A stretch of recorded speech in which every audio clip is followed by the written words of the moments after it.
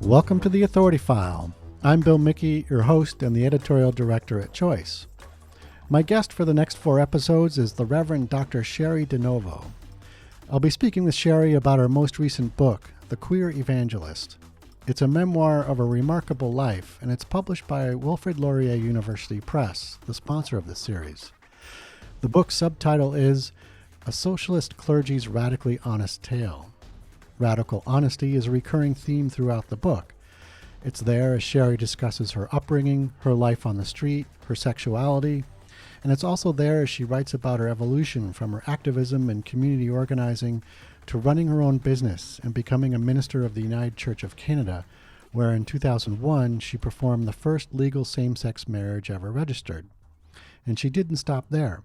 In 2006, she successfully ran as the new Democratic member representing Parkdale High Park and was elected to the Legislative Assembly of Ontario. While in politics, she passed more LGBTQ bills than anyone in Canadian history before retiring in 2017 to become Minister of Trinity St. Paul's United Church and Centre for Faith, Justice and the Arts in Toronto. In her radically honest self-portrayal is a message of hope for those who yearn for change, but especially those who need reassurance that systemic reform is indeed within reach and worth pursuing. In this first episode of this 4-part series, we talk about how Cheri's book came about, what it was like to write it, and how her street skills paved the way to her business skills.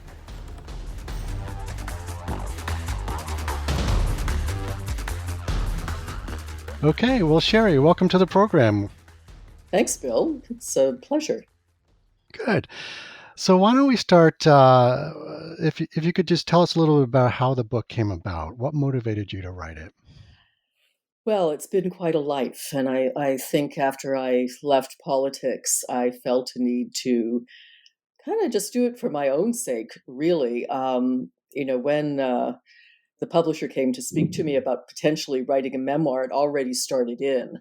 Mm-hmm. So I wasn't really at that point even thinking of publishing. I suppose I was, but really what I was doing was writing it for myself, just to think about some of the past and to put down for the record how, they say laws are like sausages. You don't want to see how they're made. But I thought it was really important to see how they're made. And especially for women, considering going into the political sphere or anybody else from a marginalized group for that matter, I felt it was important. So that was the motivation. Good. Excellent. I'm just curious, what was it like to write it? How did you feel, while revisiting and documenting and describing your past? Well, it's my past, and I've spoken about it often Mm-hmm. in public. So there were no secrets there to uncover, really, or any dark shadows that I hadn't already looked at. But there's a kind of funny story. I started reading it out loud, the first few chapters, to my kids, who are adults. And my son said, "No, I can't take it, Mom.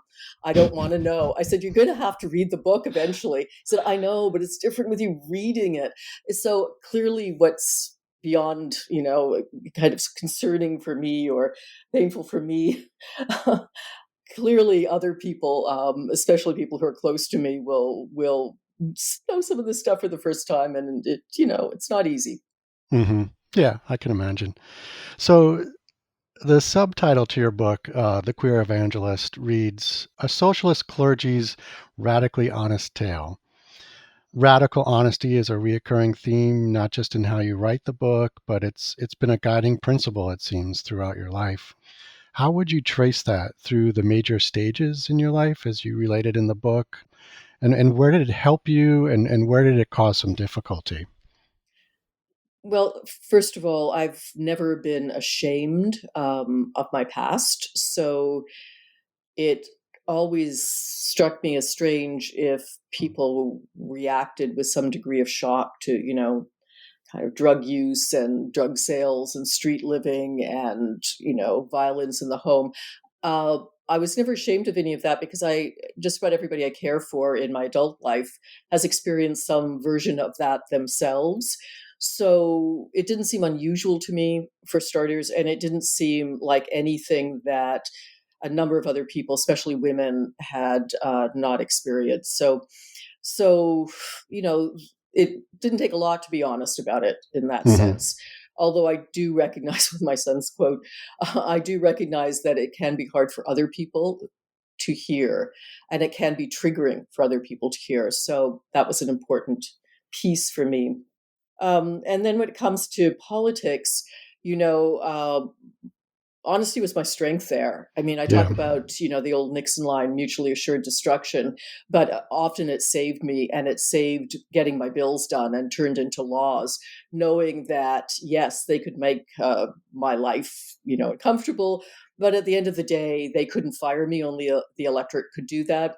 And if they really pushed me, it would only look bad on them. So there was a kind of honesty built in, a kind of honesty among criminals, if you will, in the political system built into it. So again, that although it was difficult to live that for sure, and it was difficult to live parts of my childhood for sure.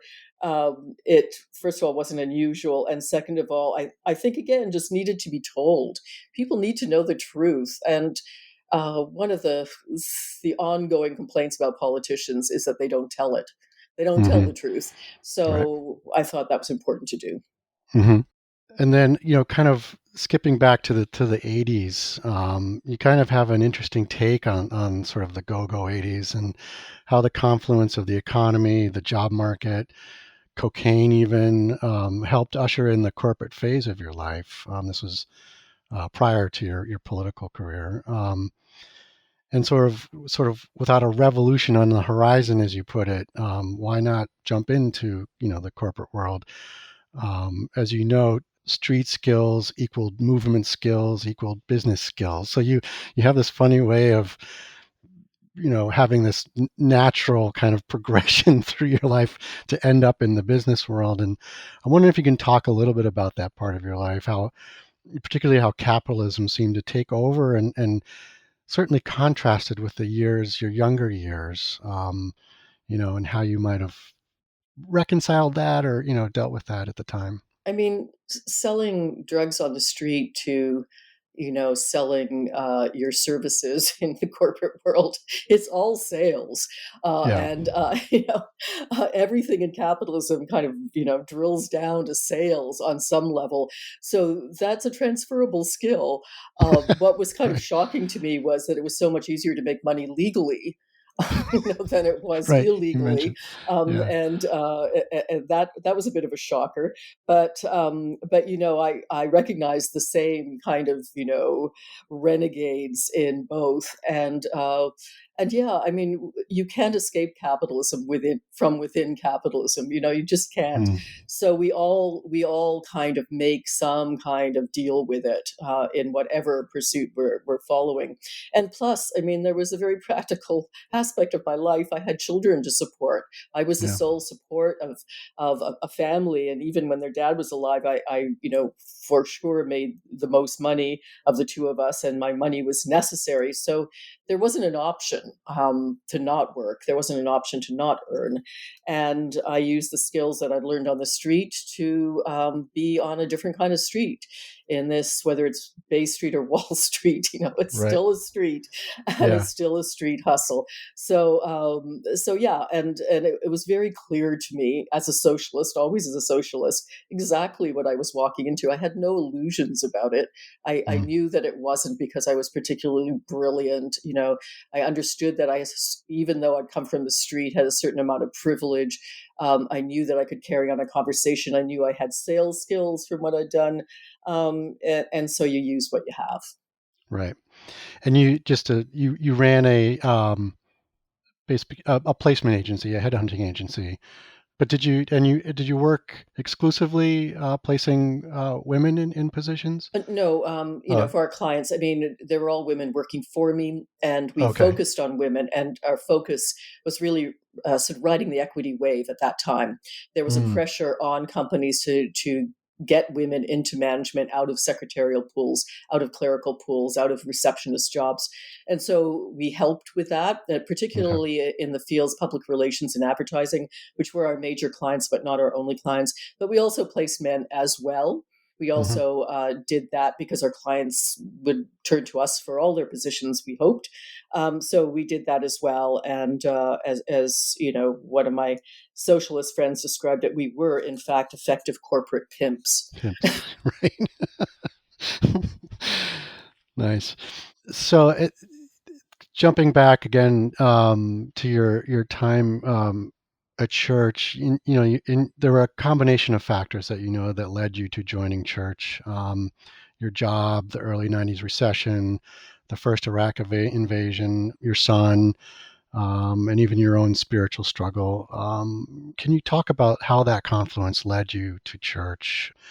And what was it about your church's community or practice that inspired you to later join the clergy?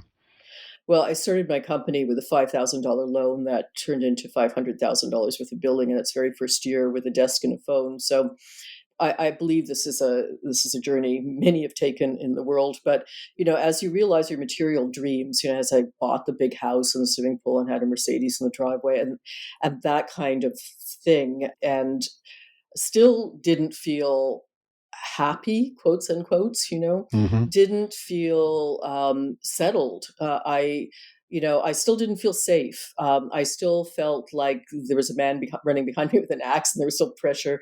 Every month was about billings, my company's billings. Yeah. I knew that if I didn't keep up those billings, there were no guarantees. And I thought, this is not a good way to live. This is a high pressure, not good way to live. And that was very true of very many people in the 80s. Certainly, people who worked on Wall Street, people who are anywhere near the trading centers of the world, can understand that. It's a constant treadmill. And even though, yes, you're making money, it comes at an incredible spiritual cost. So there Hmm. was that. There was also my son, who, as we were driving around in our subdivision, saw Evangelical church with a big neon cross and said, "Mom, what's that lighted T for?" And I thought, okay, so yeah, we're not religious. Their dad was sort of a lapsed Catholic. We should at least somehow educate them in the stories, the canon, because how will they ever read Shakespeare if they don't know the basic stories of the Bible? And then the Right. next question was, where can we take them that's not going to be homo, bi, and transphobic? Where can we take them that's not going to be closed minded? We didn't have to leave our brains at the door. And in Canada at that time, there was one church, and that was the United Church of Canada, that was ordaining openly gay and lesbian people, didn't expect them to be celibate. And so we walked in the door there for that reason, and also because on the Iraq invasion, they had a very interesting educational series featuring people from across the political spectrum and across the religious spectrum. And so we went to hear that. So again, we're still socialists. I was still a socialist despite everything, and I felt badly. I felt like I was being called back into activism by that invasion, and some of our wealthy neighbors were. They were cheering it. So again, there was all those influences, the Right. political, do something, you can't just sit by and watch this go on, the spiritual, which was just the emptiness of a corporate life, and the parental, which is, how do you educate your children, how do you teach them these stories that are really the Western canon, without also leading them down a kind of fundamentalist right-wing track. So all Hmm. of those led us into the church, and just happened to be the right one, because even within the United Church, and people will ring with this, I might have walked into the wrong church with the wrong minister and walked right out again. Yep. Yep. So, on your path to becoming an ordained minister with the United Church of Canada, you served your first settlement charge in a rural town called Brucefield Kippen. And this was just a great part of your book. And it was quite a culture shock for you as a city person. But I'm wondering if you can talk about some of the lessons you learned while serving your 2-year term there. Yeah, I said to them that the only thing that we had in common was that we both spoke English. And it was not a stretch to say that. Everything was different in the rural reality to the city reality. Politics, for one. I mean, They were conservative. And again, this is true across North America. They tended to be more conservative, certainly in terms of their cultural influences. Those were dramatically different. I mean, the kids that were in my Sunday school confirmation group had never met a Jew. They had never met someone of color. They'd been to the city maybe to see a play or something at some point, but their future was farming, most likely. Or if they weren't going to inherit the farm because it was a farming community, then they were going to work for farmers, or they were going to leave town. So the people who were there, were very much content with their life. And quite frankly, to me, a city kid, they thought I was hilarious. I equally learned from them. I thought that their lifestyle, in many ways, was quite beautiful. It's an amazing community. It's an amazing community where, for example, the chair of our board and the organist, went through a separation and still came to church together. I mean, that would never happen in the city. And I would hear constantly stories of people who worked out whatever difficulties they had because they were going to be there for the next several generations. The land wasn't going anywhere. And where the work itself, the work of farming, was seen as integral to their existence. So even though they sat on millions of dollars worth of property, it never occurred to them to sell some of it and retire early, or, move to Florida and sit on the beach. Like, that just never occurred to them. And so, and for little kids, it was lovely because everybody knew everybody. And so it was a very safe environment to raise children. So there was all of that happening. And yet, of course, one had to acknowledge that all the queer kids left town and they would come back for Christmas and Easter, and that's when I'd see them. Yep.